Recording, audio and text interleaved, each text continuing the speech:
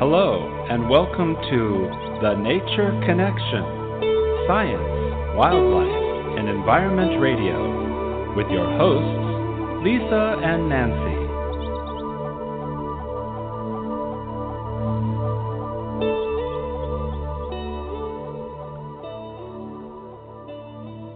Hey, everybody. Welcome to Big Blend Radio's Nature Connection show.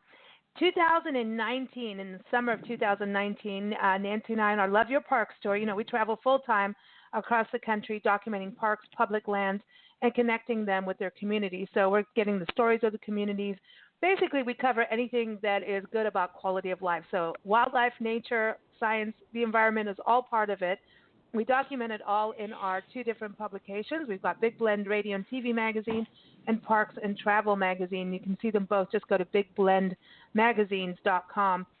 But in summer of 2019, we went to Greeley and Weld County, and this is all up in the northeast corner of Colorado. It is beautiful. It's got high prairies.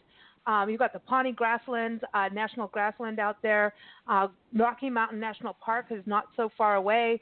It is beautiful. There's a lot of history, but one of the places one of the main reasons we went was to visit the Wild Animal Sanctuary. And the Wild Animal Sanctuary is a true sanctuary. It is not a zoo. This is a place where they rescue wildlife and they've got all kinds of animals in there, and let them live their life out. It's their forever home. And it's really neat because when you go, you walk up on the skywalk, so you're not getting in the way of the animals with their lives, right, Nancy? That was we've never experienced that. And I so appreciate that because you and I have been to zoos where you are directly at eye level with some animals. I remember a macaque throwing itself at a glass because it was on your eye level when you were a child, and it slammed into the glass barrier between us. I'm like, no, there's something wrong with this. Yeah. And it scared you, but it scared me because I thought, man, this monkey's coming through, and it's mad. Well, so I mean, I think it is so smart to be way out of eyesight of the animals. I really do. And they get to play and do what they want to do in their habitats. The way they've created them there is awesome. Really unique. They have over 500 rescued large carnivores, over 200 bears, 70 African lions, 70 tigers. They also have some local wildlife as well. And these animals are rescued from all walks of life, of things happening, including hurricanes and natural disasters. They're also building the refuge, but we don't want to talk anymore because we've got special guests coming on this show. Yeah. See, the Wild Animal Sanctuary is celebrating 40 years. It's 40-year anniversary. And two of the sanctuary volunteers and authors, Melanie and Mark Shellenbarger, are joining us to talk about their book they released. It's called Forever Wild, Forever Home, the story of the Wild Animal Sanctuary of Colorado. And you can go to the website, wildanimalsanctuary.org. You can get it there through Amazon, Barnes & Noble, all those places. And I do say go. You can get a paperback, ebooks.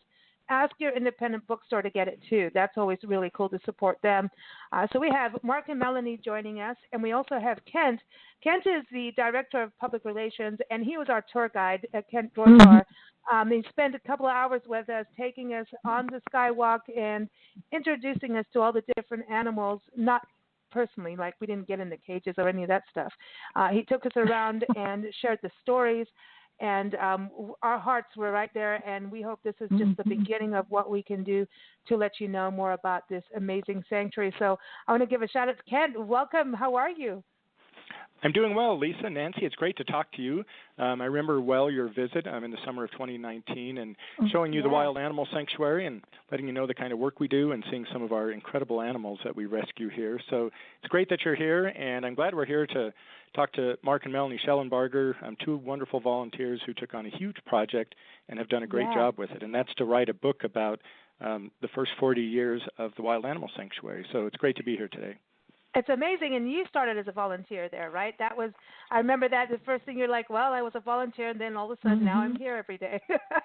Yeah, that's pretty common. We have a lot of employees that were former volunteers, and it just makes a good transition. I volunteered here once or twice a week for about 5 years before I started working here now 7 years ago. So it's been a few years have been adding up here.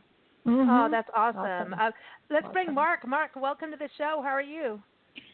I'm doing well, thank you. Oh, this is awesome to have you. And then Melanie, welcome to the show. How are you doing? Doing very well. Thank you so much for having us on. This has been such an exciting project for us, and to be able to talk about it and to have Kent here, who gave us our first ever personal tour at the sanctuary, is really exciting. He's good at them. He's good. He like is. he Very. Is. Yeah, he's like, he is. He's a good tour guide. I know. It's, we got to even have lunch with him afterwards. That sanctuary is like, I think, you get this experience where you really start to understand what these animals went through. Mm-hmm. You get to see animals, which we all want to do. We just don't want it to be in a zoo format. And then the education is amazing, and they have a really good place to have lunch. I'm just going to say it was a great lunch. I'm just saying, yeah. Yeah, really good French fries. Yeah, and that's I'll talk a little bit about our Lion's Den. Yeah, our Lion's Den Cafe is where Melanie and Mark first met Pat as well to address the idea of this book. So there is a food connection there, and I don't know if Mark got French fries that day or not, but that's where they first met Pat and all the dogs, and just kind of broached the idea of writing a book. Yeah, listen, that's Melanie, right. What's up with the dogs? Pat Craig, again, everyone is the founder and executive director. His story is amazing because he started this at a very young age. I remember with Kent when we were going around with you, we're like, well, we could do this story, this angle, 20,000 angles. So I'm glad you guys wrote a book because we were on our way to do it. So when we're traveling, so I'm glad you guys did this. But Melanie, did you meet the wolfhounds? You and Mark. We did. We met the wolfhounds. Cool. The wolfhounds, the Commodore, the little Maltese named Marcel, a little Yorkie named Lil Bit. But when we first met Pat and Kent, as Kent said, we met them at the Lion's Den Cafe, and we went in there with Kent first, and then we're in for a few minutes just chatting, and here comes this entourage, and it's Pat. And then behind him are 5 wolfhounds, Butchie, an English bulldog, and I don't think Emma the Commodore was there that day. And they come in, and as we say in the book, we're surrounded by 1,000 pounds of pooches. And we are absolute dog lovers, and the bigger the better. So we were in our glory, and it was just such an amazing encounter because we'd been to the sanctuary a bunch of times before. And we, of course, seen all the wild animals. At one point, we'd seen some wolfhounds, and we went, "Wow, that's really strange." So we didn't understand the connection between Pat and his dog. And then, as we got into the story, as we began to volunteer and get out to the sanctuary on a regular basis, you just begin to realize that wherever Pat goes, so go the dogs. They are always with him, and it's just a wonderful thing. It's part of the pack. Yeah, we travel, we pet sit and play with dogs all the time because we miss having animals. That's our thing. As soon as our last animal that we had passed away, then we're like, okay, well, what's the point of being home now? So that's it. So that was how we are. But I think it's such a great thing because it shows domestic and the wild animals that are at the sanctuary, because I think things like Tiger King, which Nancy and I have not watched, and I don't think we could ever, I think we'd probably throw things at the TV. Yeah. I don't know what would happen. But this whole thing about owning wildlife, Nancy has had her background comes from Joy Adamson, working with her out in the bush. Joy Adamson from Born Free, also the lion, and also helping animals that were used in movies that were not good. Now we don't need to use wild animals in movies. Or dogs, actually. Just stop it. But I think this is an interesting thing where Pat, I loved it at the beginning of the book because you make a point of this. About the dogs, because I think there's something important that we need to understand, that we just stop trapping animals. Like there's this sensationalism that comes with owning a tiger or something. You know what I mean? That happens. And so, what you guys have done in the book has really, it's like all animals matter, right? When we look at it. Yeah. They all matter. No, absolutely, they all matter, and everyone is treated as an individual, and the animal care staff is amazing in the way they're able to analyze and recognize what the different needs of the different animals are. It's just fascinating to see.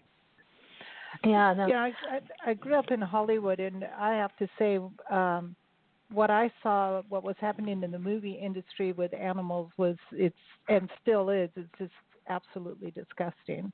Mm-hmm. And, it's like they use the animal for a movie, and then there's an ego thing to it, to keeping the wild animal and driving around in taxis with them and all kinds of really stupid things like that. It just really, it's appalling. And my job working for this agency was to go rescue, like one, I won't use names here, but a really famous writer for a TV series 20 years ago, was you standing on top of a dresser drawer, and I had to come into the house and rescue him from a 3-month-old lion cub. I'm like, what are you doing? And the lion cub was fine. I just put the leash on him and took him to the car. But, and the guy was all freaked out. And I'm like, what are you doing? What? What? And I've seen so many situations. I've rescued reindeers from the desert, locked in a stupid cage with no water or food, and manure up to their hawks. And it's just, I understand people love animals, but, owning an animal, a wild animal, is not the same as looking at them in the wild, and it is not the same as having a dog. And that's the thing. Yeah. I think you get when you go through this sanctuary, we start to understand about animals in circuses, animals being used in so many different ways. There's the movies, there's the tourism industry that there's the wild animal trafficking, from what I understand, is right there with human trafficking and drug trafficking of what's going on. And you learn so much there. Kent, let's dig into this a little bit with Pat. And can you kind of give everyone a little bit of a feel for Pat, who he is, and what led him, because he really got into this at a very young age, and this is somebody who stuck to a commitment, as probably one of the most inspiring individuals. He should get a prize, man, like one of those Peace Prize things, Seriously. No, I would agree. We need the right people getting them. Yeah, no, that's true. And we'll just leave it at that. So, yes. We're at 41 years. January of 1980 is when he rescued his first animal, and you hear all about Freckles in the book there. But just a quick thumb sketch on how Pat got started. He was in his first year of college, and he got a tour in North Carolina at a zoo where a friend worked. And the friend was just a groundskeeper, but it still allowed him to get a behind-the-scenes tour. And Pat and his friend, they went back behind the scenes and saw, I think, 6 or 7 tigers in small cages. They had 2 or 3 display tigers like you normally expect at a zoo. And he asked the natural question of, well, what are these animals doing here? And they said, well, these are extra tigers. They were born here in the nursery, but we don't have room for them. So the next logical question is, well, do they ever get to go out where there's more room? And, well, normally they don't, because it's hard to move animals like this, and people know the display animals. So the next logical question is, well, what's going to happen to him? And he was told at the time, and this would have been probably in about 1979 or so, and most of us on this radio show, at least that are talking right now, can relate to that. He was just told, well, we try to find homes for him at other zoos, but most zoos have the same problem, so there's a good chance they'll be euthanized. And that just, obviously didn't sit well with Pat. So we came back to Colorado, went to the Denver Zoo, which is a reputable zoo, and asked about their big cat tiger situation, and he was told the exact same thing pretty much. Oh, we have 6 or 7 tigers, that aren't on display. We have our 2 or 3 display tigers. And so he asked, well, is there any kind of organization, or what's going to happen to these animals? Because bringing them into the world, because they were brought into the nursery, because baby cubs attract people and people bring money, but knowing that there's a good chance they would be euthanized just didn't sit well with him, obviously. And so we asked the question, is there any organization that helps animals like this? And back in, the late 70s, we were hardly out of the era of dog pounds. So the whole idea of sanctuaries, rescues, adoption organizations was just really not catching on yet. And so he was told, no, there's nothing. And so he, eventually just decided, well, no one's doing anything about this problem, so I'm going to do something. And so he actually got licensed by the state of Colorado, and the USDA was the youngest person ever licensed as a zoological facility. Fortunately, his parents had a little 15-acre farm outside of Boulder, Colorado, and he was able to get all the cages and everything necessary to start rescuing animals. And once he started in January of 1980 with Freckles the jaguar, it's just grown ever since. And now we're the largest, oldest sanctuary in the world that's dedicated to rescuing large carnivores, bar none. Wow. But you have other animals there, and you have prairie dogs. I'm just going to say. Sorry. I always forget that people that aren't around, where there's prairie dogs, there's really this attraction to them because, first of all, you hear the word dogs and they stand up and they bark and they're cute little rodents and things. But, we just have them as a matter of course out here, and it's kind of like, oh, yeah, prairie dogs. I forget about them because they're part of the air like the cottontail rabbits. So. And ranchers hate them. I love them. I think they're cute, but to me they're like giant squirrels, but they're not, like meerkats in a weird way. Melanie, how did you and Mark get connected with the Wild Animal Sanctuary? Well, that's so funny because it was just one April morning, a couple of years after we retired, and we were kind of figuring out what we wanted to do. And I said, there's this wild animal sanctuary that I've always wanted to go to, and we've never gone. Mark traveled all over the globe before he retired, and so to have him home to do things like that on the weekend was that happened very infrequently. So we went out there one April morning, and we knew from that very first visit what an incredibly special place it was. Mm-hmm. And we kept going back with family and bringing friends, and the reactions were the same. And then we kept going back more and more often, and we thought, we really should start volunteering here. So we were getting ready to do that. And then I woke up in the middle of the night in January of 2019, and I said, we need to write a book about this. Yes. And Mark, when I told Mark, God bless him, he said, that's a great idea. And it wasn't totally out of left field. We were both retired. I had been on the faculty at the Department of Architecture at the University of Colorado, and I'd written a book on Colorado's early summer homes. And Mark was a business executive who was well versed in project management, so I knew he could keep us on course. And so we started researching this captive wildlife crisis. And that fine April morning when we went out to the sanctuary was the very first time we had ever heard those words. And we just became immersed in it for the 2 years that we researched and wrote the book. So as we said at the beginning, we wrote this book proposal. We sent it to Pat and to Kent, and they arranged this meeting, and Pat took a chance on us. I mean, we weren't journalists, we weren't zoologists, we weren't large carnivore experts. We were just a couple of people who wanted to tell a story that's never been told about a place that's like nowhere else. And we're so grateful. We're so grateful that he did. It's just been an experience of a lifetime. But, Mark, what would you add to that? About the book and the process? Well, one thing I learned from this, because she wrote the first book, and I was involved in editing and doing a lot of suggestions and working on the bibliography and things like that. But I wasn't really involved day to day in the book. In this book, I was involved from day one in the research.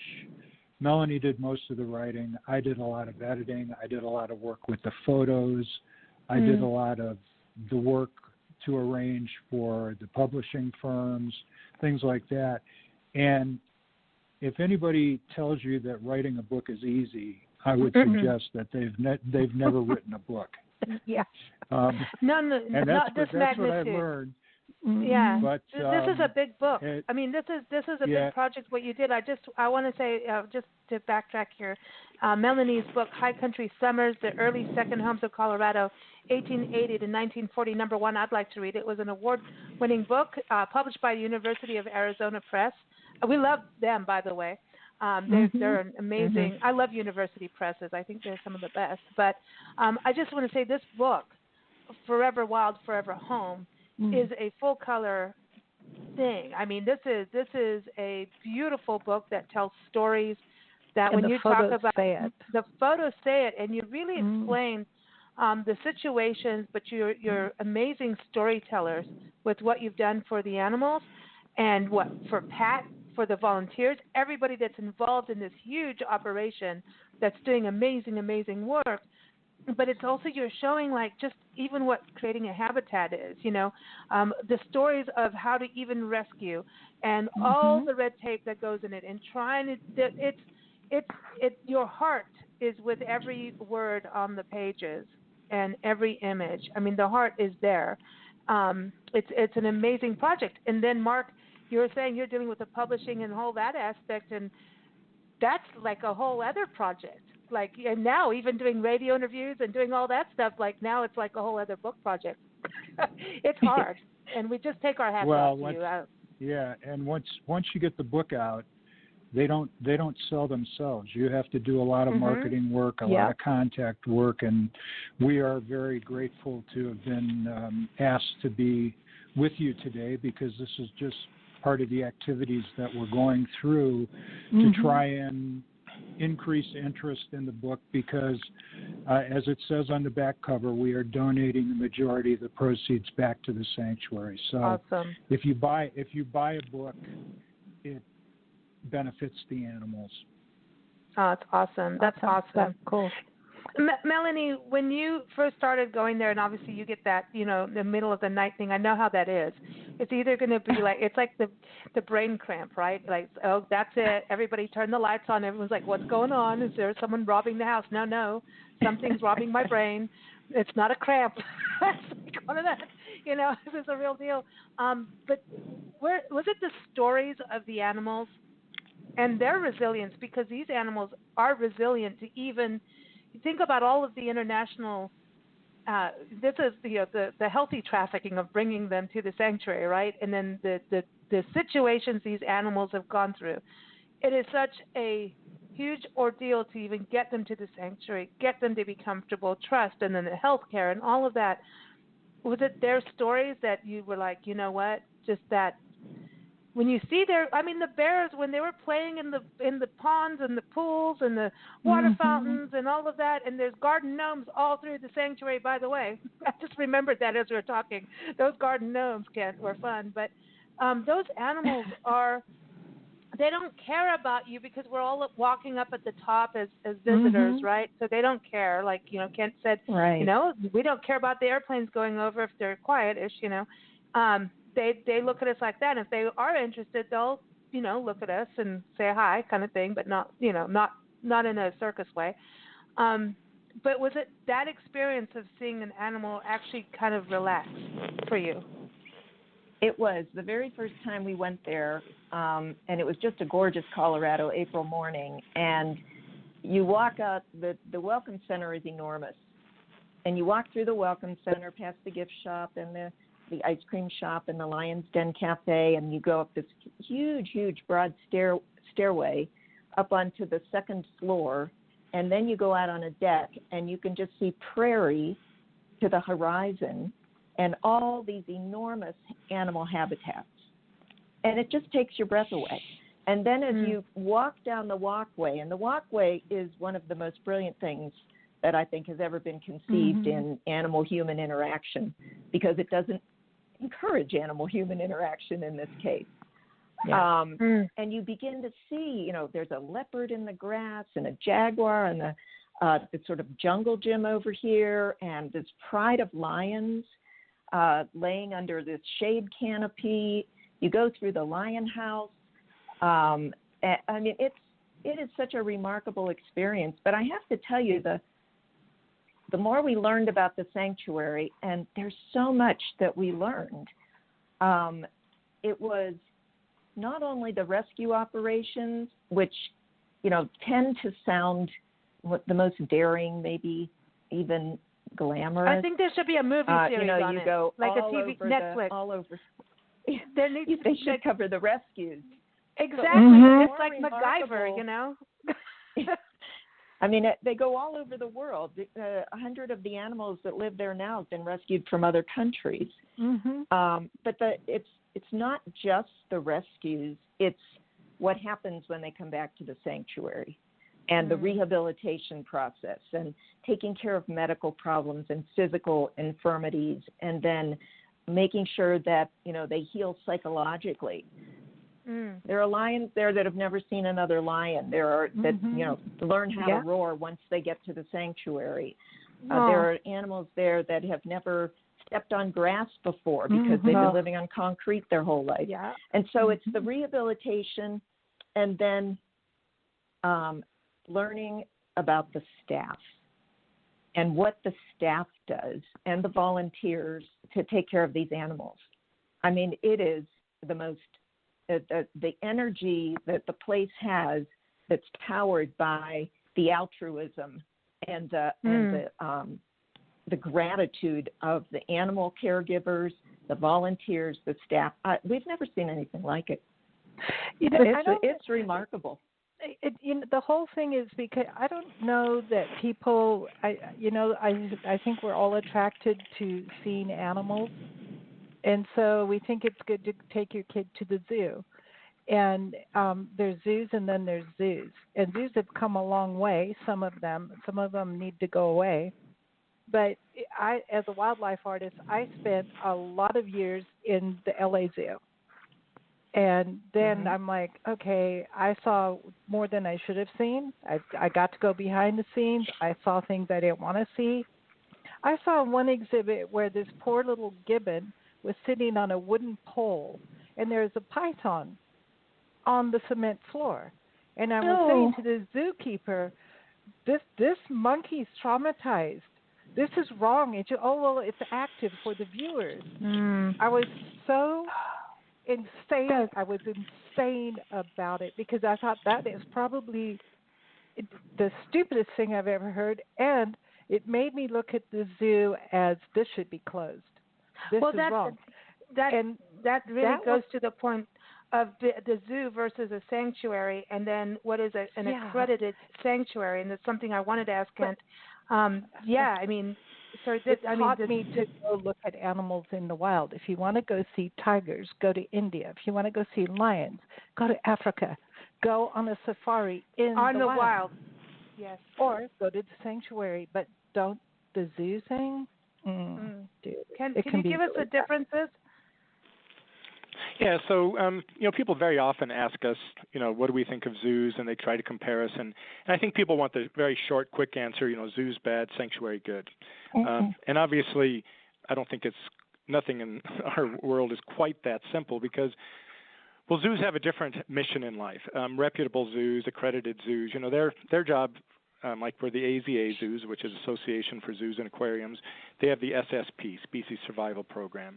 And so they participate in wildlife conservation, where they breed animals that have specific bloodlines. They know that there are specific subspecies. They try to keep genetic diversity to help the species exist in the world. But they also, in times past, it's been more and more to just introduce people to animals. Is that now needed as much as it used to be? I don't think so. No. Because it used to be people couldn't just travel to Africa because you'd have 3 weeks on a boat or something like that. And so they'd bring the animals to the people. In this day and age with the video, instant technology, and things like that, I mean, you can see what's going on in Kruger National Park in Africa from the warmth and safety of your home.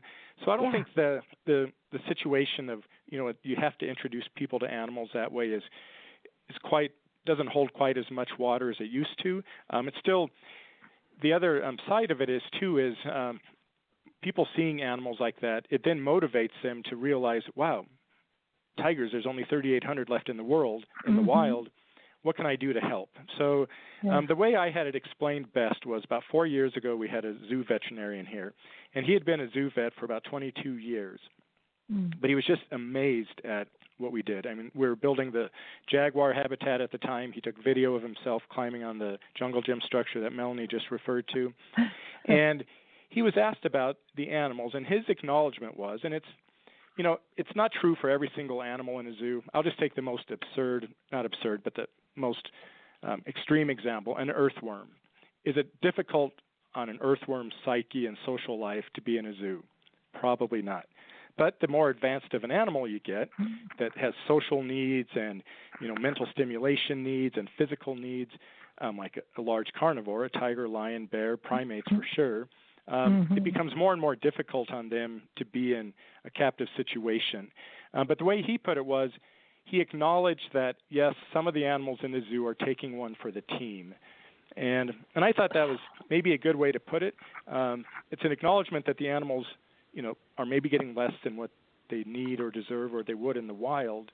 But in the long run, is it helping the team, whatever species that happens to be? So that's kind of how I would look at zoos right now. But you kind of want to compare the two.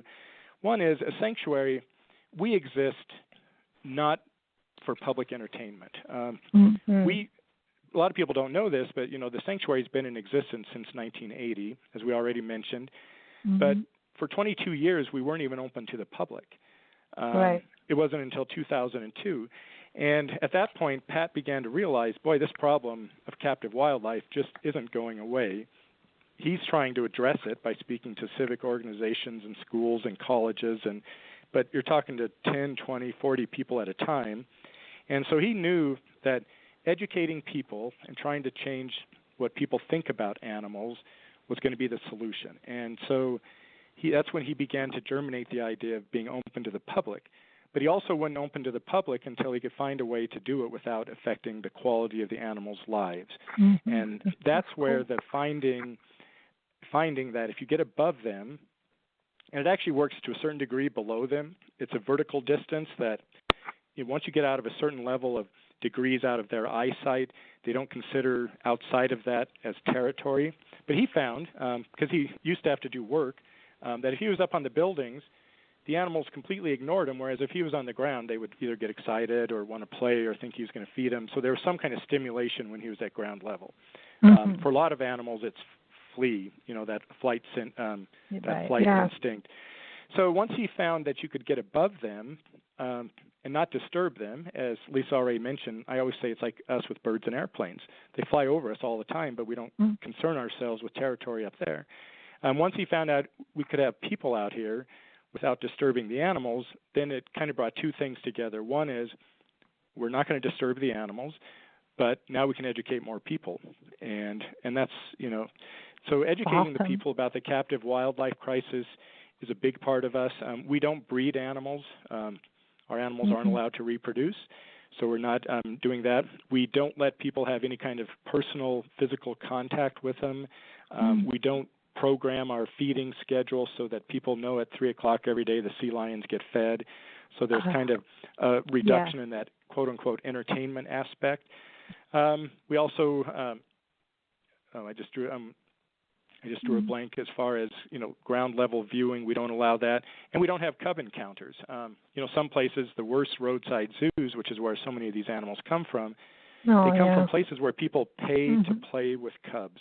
Yeah. And boy, once we get started down that list, I can tell you so many things on why that is so bad for the animals. The bears that we had to smoke cigarettes. I remember the two bears that was it a Russian circus or something that they had to smoke, and there's that whole list of those things that happen. And people also, look at South Africa with the lions being raised on these farms, and just they're inbred lions at the end of the day, and they're not happy.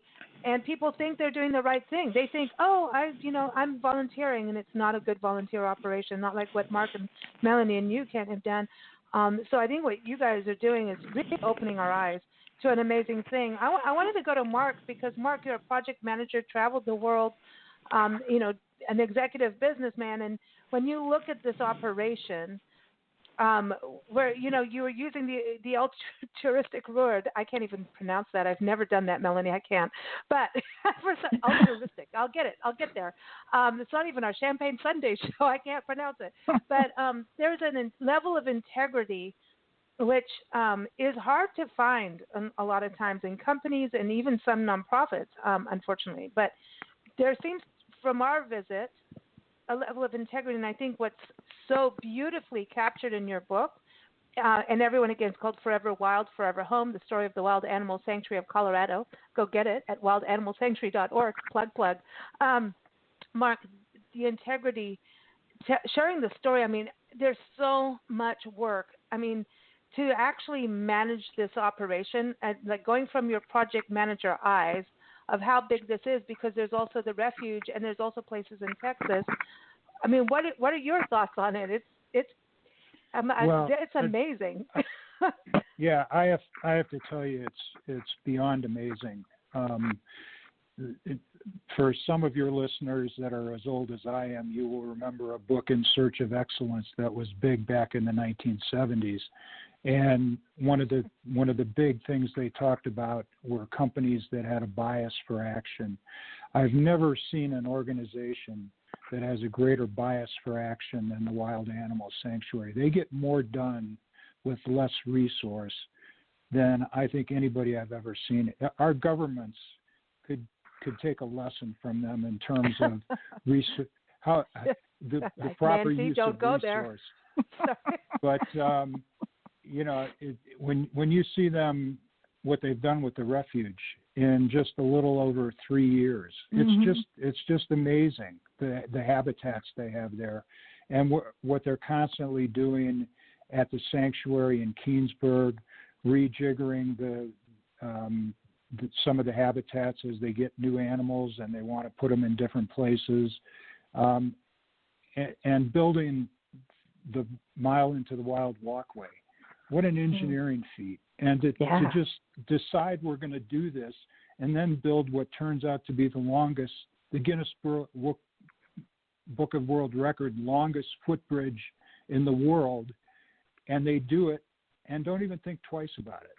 And it turns out to be such a great thing, not just for the animals, but for the people, because when you're on that walkway, you can see hundreds of yards in any direction, and you get so many more opportunities to see the animals than if you were at ground level. And it's cool, just beautiful scenery too, actually. And you see birds, red-winged blackbirds, right? I remember, Nancy, you and I got like amazing bird photos. And the animals aren't fat like in the zoos. Like I'll just go back because I paint animals. I did wildlife paintings, and so I was painting animals that I photographed in zoos before I went to Africa. Because after a while, I'm like, I don't think they really look like that. Because there are some really overweight lions and tigers in some of the zoos. And then when I finally did get the opportunity to go stay in Africa, then I could see the total difference. Then coming back here and going to the sanctuary, I'm like, that's as close as you're going to get. Seriously. As close as you're going to get to a natural landscape that the animals need for their health. Absolutely. Well, it's also amazing to see this time of year how the big cats like the snow. I mean, it never occurred to me that lions would take a liking to snow, and yet you see them out there playing in the snow. The tigers just love the snow, and even the occasional bear that comes out once in a while to see if it's spring yet. It's a wonderful time of year to be there, and it's just an amazing place. Oh, I want to see it in winter. I mean, we were lucky to be in the Kalahari Desert and see a cheetah and lion walk through the snow in the desert when we were there. And we were like, what the heck is going on with this white stuff? Like, that was weird. We saw an ostrich walking down the coast in the water at the beach. We're like, look at that. It's wild what you can see. And I think, Kent, you're really right about video now, and even through COVID, this pandemic. I mean, what a project, Melanie, to go through. I mean, you start the book with that too, about, here's the COVID pandemic. What are you going to do? Write something, do something good. And I hope a lot more people are doing with what I know a lot of musicians and artists and writers that we know have done so much creative work over the pandemic. But this has got to be one of those highlighted stories of positive during what's been literally hell around the world. You've done something positive during the pandemic.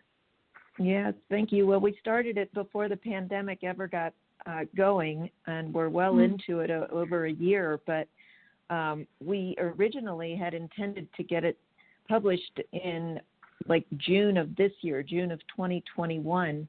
And when we learned that the sanctuary was founded in 1980 and that 2020 would be the 40-year anniversary, we pushed hard to get it out toward the end of 2020. The COVID pandemic, with us sequestered in our homes, actually enabled us to get writing done that we might not have done otherwise. And I think that's the case with a lot of people, not only writing books and composing music, but cleaning out closets and organizing photographs. I mean, it just unleashed a lot of interesting activities while we were in our homes. But you did a lot of interviews, not just obviously during the pandemic, but you really interviewed so many people for this book about what was going on with the wildlife, like fish and game people, all kinds of experts. It's like, how many meetings do you think you had to get the information you needed? Because that was, I don't know, really got in there.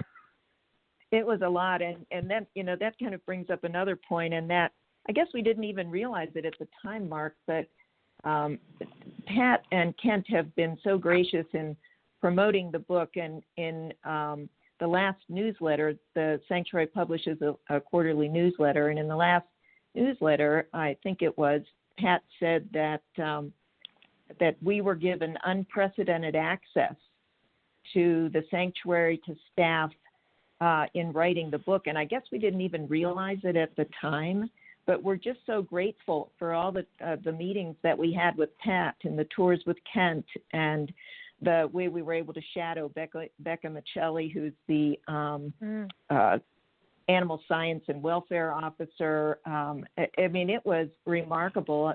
But we wanted to do a lot of work also on the captive wildlife crisis. I mean, everybody knows about species going extinct and the endangered species problem, and the problem with animal species disappearing in the wild. But people don't know about the 15 to 25,000 animals that are held captive. They're, bred in captivity, they're born in captivity, and that's where they'll die. These aren't wild animals that were captured in Asia or Africa and brought over to the United States.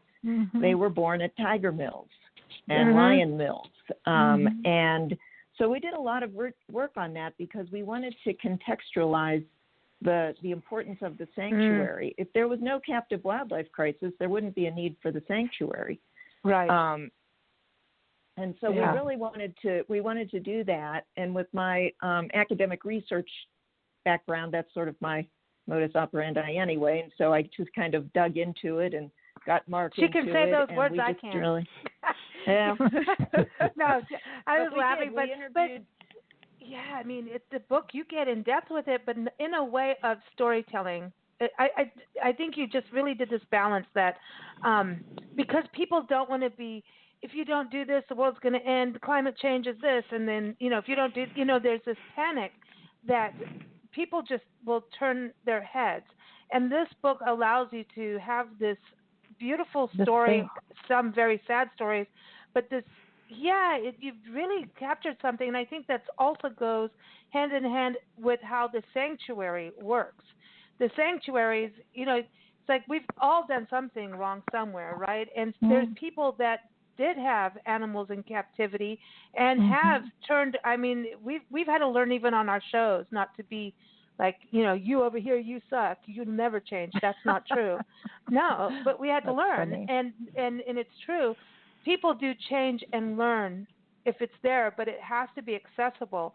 And I think the way the sanctuary's done this amazing accessibility without it hurting the animals, which is a huge part of learning to be there. I mean, just even the welcoming when you get there and they show the video on this large screen explaining things is amazing. You go, wow, okay, now I'm going to have to start taking a good listen. And how have I been? It's like in a good way. But your book too, aligns with it in this. That's when we talk about integrity. You really have that alignment in that you've got all the science and the statistics and all the what's going on in the world, but you're balancing it with the stories that we can understand, which I appreciate. I really. Do we know where Hollywood stands now with using animals in films and pet ownerships with Hollywood stars? Do we have any idea where we are on that front now? Any of you know? I don't know for sure. CGI has helped wonderfully. In The Life of Pi, I think most of every scene was CGI on that tiger, but was CGI. But I think there was one or two places where they actually used a tiger, and I know some people, refused to watch the movie because of that, and obviously that's a noble stand to take. So I think, and this is kind of where Pat, I think, is wanting to operate. He wants to educate people, and so eventually it gets to the point where if someone is, raising tigers in a tiger mill and charging people to play with cubs, that there's such a social stigma attached with that. And he always uses the example, I hate to say it because it's such a horrible subject to contemplate, is like pedophilia. If someone hears about someone who is involved with pedophilia, the most, horrible reaction of disgust about what that person is doing arises in most normal individuals. And he just wants, eventually for people to get to the point where, their mind just kind of shuts down and says, why would you ever do that? And to, these animals, because of, you're taking them from their mother at birth, and they're being denied everything that goes with having a mother, nutritionally, socially, psychologically, just fundamental to their being of needing a mother. And for people to actually do that is bad enough, but then to charge other people to play with those cubs that were taken from that, or to be the ones that go and do that. I mean, we get asked all the time. Just earlier today, someone called, and they were calling on behalf of someone. They were trying to set up an event where they could have cub encounters. And, the initial reaction is you kind of want to, really yell at them and educate them. But I've, over the years, as my position of Director of Public Relations, I've kind of, I think, drafted a letter that just kind of explains, well, that's where most of our animals come from. Do you realize that after your 10 minutes of encounter with that animal, this is what the animal's life is going to look like? And, the 2 or 3 weeks or months prior to you encountering that cub, this is what its life looked like.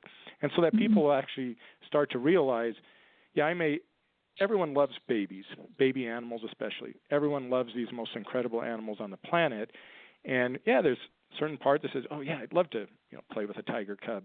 But when you think about what happens before and after, the price the animal has to pay for you to do that, hopefully it changes the mentality. So, that's kind of why the whole education component is important, is to let people realize, these animals have come from horrible situations, and, maybe in the past we even participated in them. And I think you can use the example of circuses. I mean, Barnum and Bailey's Ringling Brothers was around for 140 years or whatever it was, and eventually just enough people didn't pay to do it because they began to think twice about the life of circus animals or whatever, that, initially they retired the elephants because people have come to learn how intelligent and socially sophisticated elephants are and how difficult it is to be in that kind of environment. So they retired their elephants, in quotation marks, but then the whole place just closed down. And eventually you reach a critical mass where, and that's what we're always, telling people, is when it becomes financially a liability, or that people aren't getting paid to do this. And this is where we go back to the whole Tiger King thing, which I don't blame you for not watching it. We had to watch it because, we rescued dozens and dozens of tigers from that place.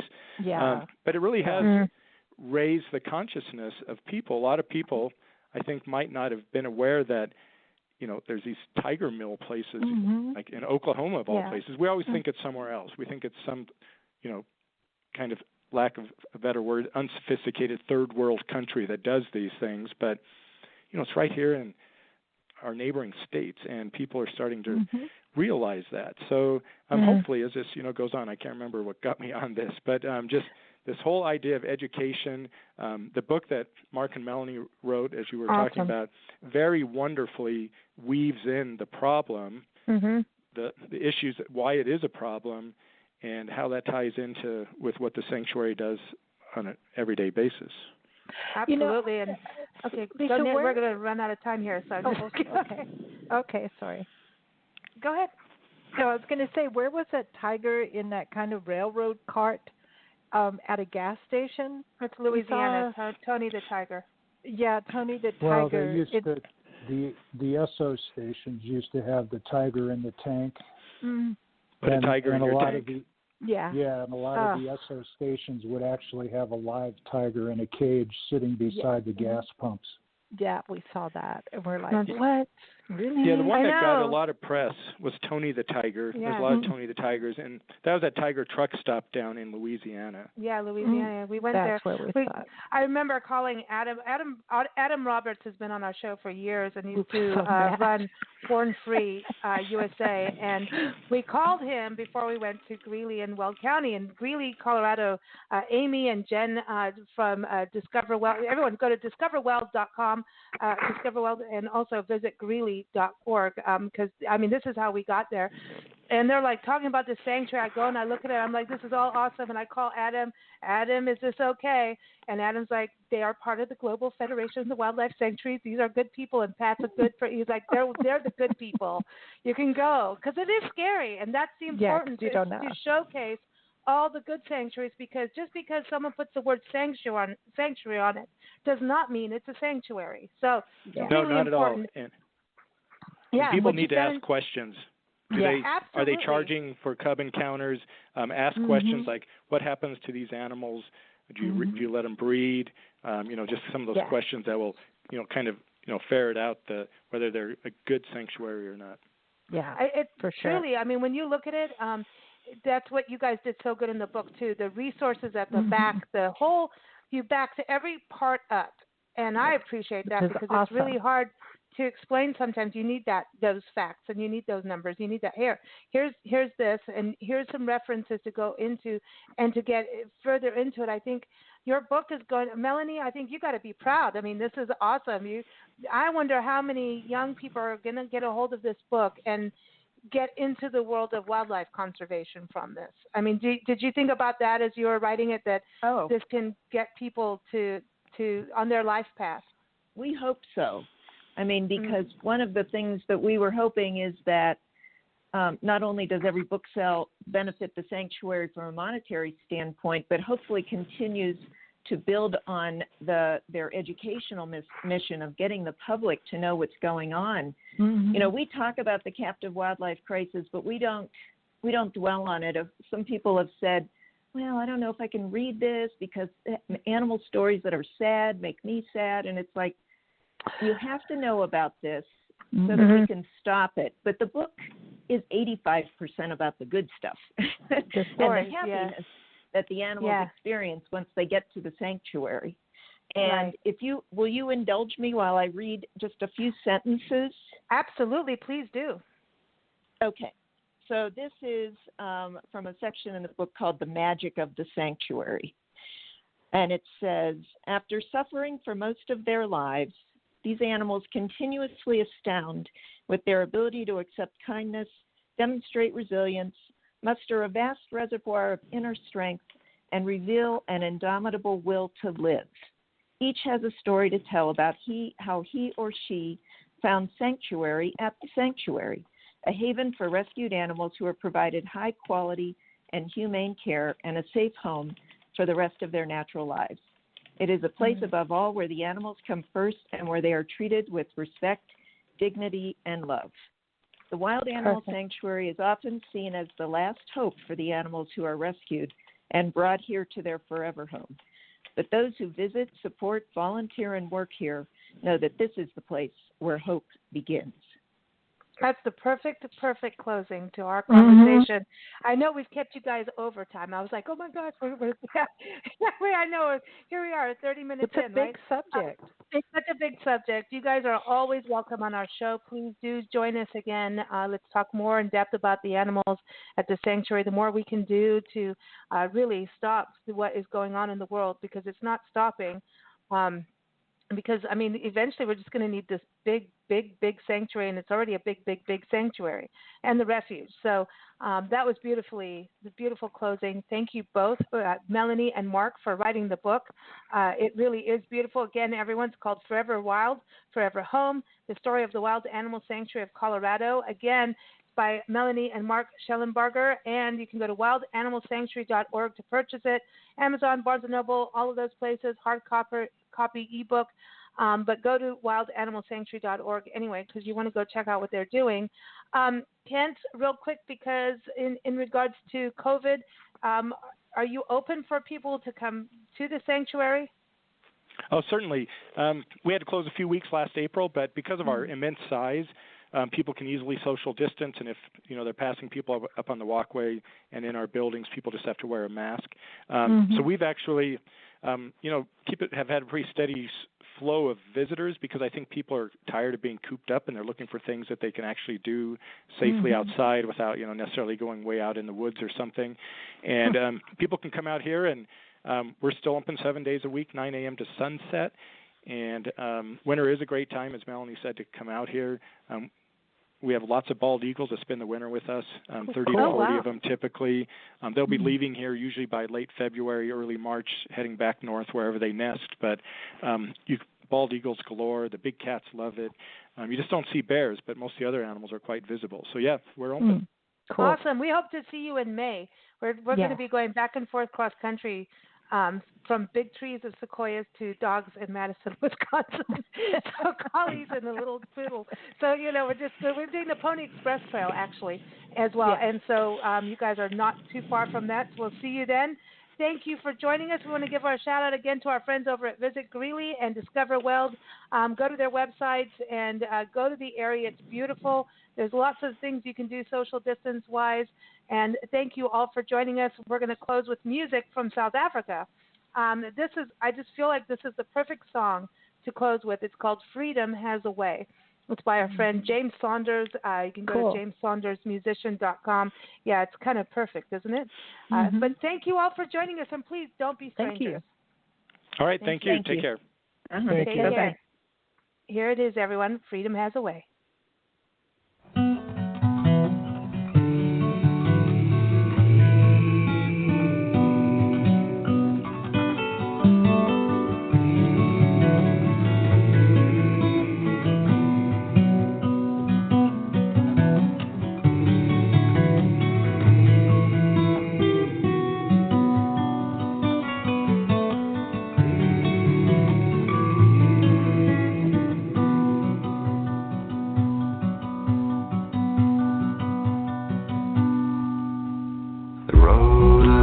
Before me, stretching up below.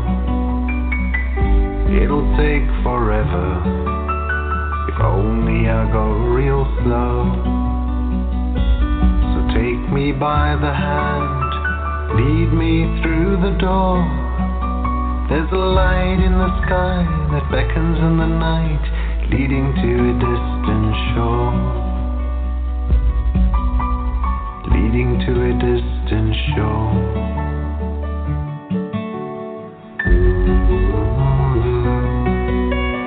Freedom has a way, like the perfect stranger that came in your world to stay.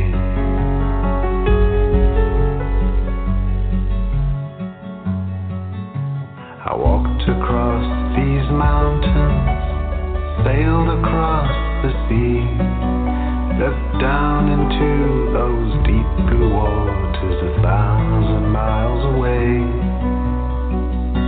And I could never follow your religion all the way. Fear is her companion, the master and his slave. The master and his slave.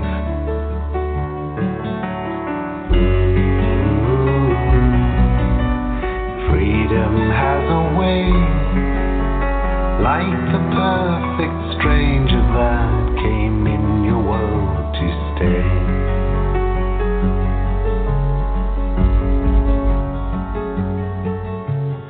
Where does it end? What will you say? Your story will never be in black and white. It's always written in gray. Just a handful of memories to write down in the sand. But these things that are far so deep inside are never easy to understand. Never easy to understand.